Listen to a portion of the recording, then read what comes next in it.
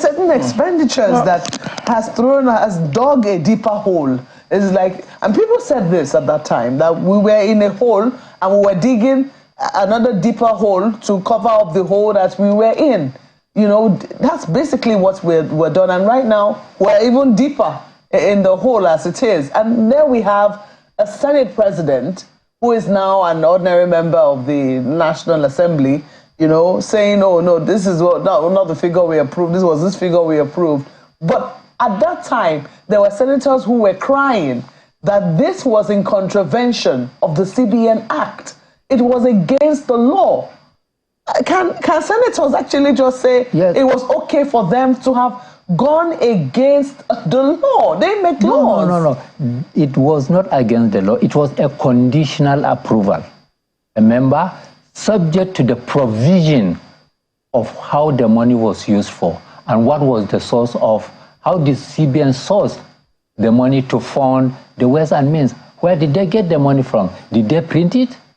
Did they borrow it? Whatever it was they did, you just made reference to Section 30 of the CBN Act, you know, which says that ways and means must not exceed 5% of the previous year's budget. That is clear. There's no ambiguity in it. You said that you recommended that law, that act be amended because you understood the implications of that. That was not done. So that was the Ninth Senate breaking the law which it had made previously. No, like I said, it is not breaking the law. What is it? It is a conditional. We approve it subject to the executive providing the necessary information for the 10th Assembly to consider. What information was that condition? How was the money used? Do you know? I don't know. And you're a senator. This is what I'm saying. I don't know. That was conditional.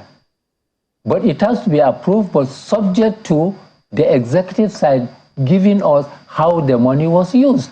Senator, it was not information that was passed to us until we left. You know this happened at the tail end of the 9th Assembly. You talked about one of the conditions upon which that money was approved was that, you know, it was going to not be subject to securitization. That money had to be paid back, but not through federal government saying it was going to be issuing it as bonds or treasury bills, as the case might be. But you are aware that at the end of 2023, this current Senate, the 10th National Assembly, has now approved securitization of outstanding 7.3 trillion naira ways and means.